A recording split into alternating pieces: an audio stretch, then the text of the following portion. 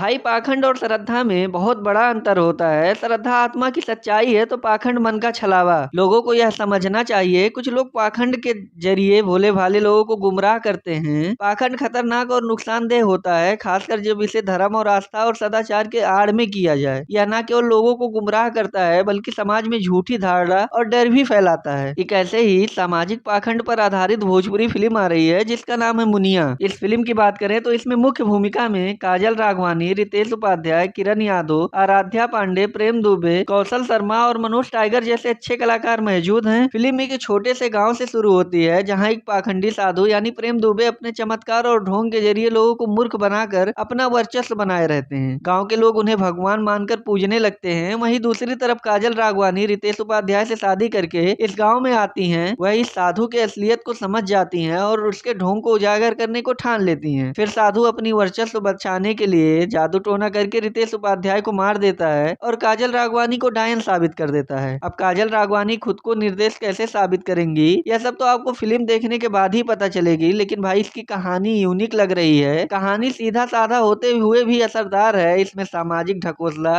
और अंधविश्वास को केंद्र में रख के बनाया गया है और उसके खिलाफ एक शिक्षित, जागरूक और मजबूत सोच वाली नई बहू को नायिका के रूप में दिखाया गया है। इसमें एक्टिंग की बात करूं तो पाखंडी साधु का किरदार दमदार है। प्रेम दुबे इस किरदार को काफी अच्छे से पिरोए हैं। उन्हें देख के अच्छा लग रहा है। उनके हाव भाव, भाषा और चालाकी को काफी प्रभावशाली ढंग से दिखाया गया है। काजल राघवानी ने भी बहुत सशक्त और अच्छी एक्टिंग की है। उनकी एक्टिंग देखकर हम उनसे कनेक्ट हो जाते हैं। सह कलाकारों की बात करूं तो सभी लोग अपना किरदार अच्छे से निभाए हैं। इसके गाने अच्छे हैं। बाकी इसकी डायरेक्शन भी ठीक ठाक है। इसके डायरेक्टर हैं अनिल नैनन जी। यह अच्छे डायरेक्टर हैं। इन्होंने इस फिल्म को बहुत अच्छे तरीके से बनाया है। इसमें हर एक सीन को काफी अच्छे से ध्यान दिए हैं। चाहे इसकी कॉमेडी हो या इमोशन हो या इसके गाने, सब पे काफी अच्छे से काम किए हैं। सबसे अच्छी चीज फिल्म में समाज में फैले अंधविश्वास और ढोंगी को करारा तमाचा मारती है। दूसरी, काजल राघवानी का किरदार लड़कियों और महिलाओं के लिए एक मिसाल पेश करेगी। हालांकि कुछ सीन जरूरत से ज्यादा फिल्मी लगते हैं पर भावनात्मक पकड़ बनी रहती है। कहानी धीरे धीरे आगे बढ़ती है लेकिन अंत में इसकी कहानी दमदार हो जाती है जो हमें पूरी तरह फिल्म से कनेक्ट कर देती है। कुल मिलाकर यह एक अच्छी, मजबूत और सामाजिक संदेश देने वाली फिल्म है। अंधविश्वास से बाहर निकलने और सच का सामना करने की हिम्मत हर किसी में होनी चाहिए। यह फिल्म यही संदेश दे रही है। खासकर महिला को अपनी आवाज उठाने में नहीं डरना चाहिए। फिल्म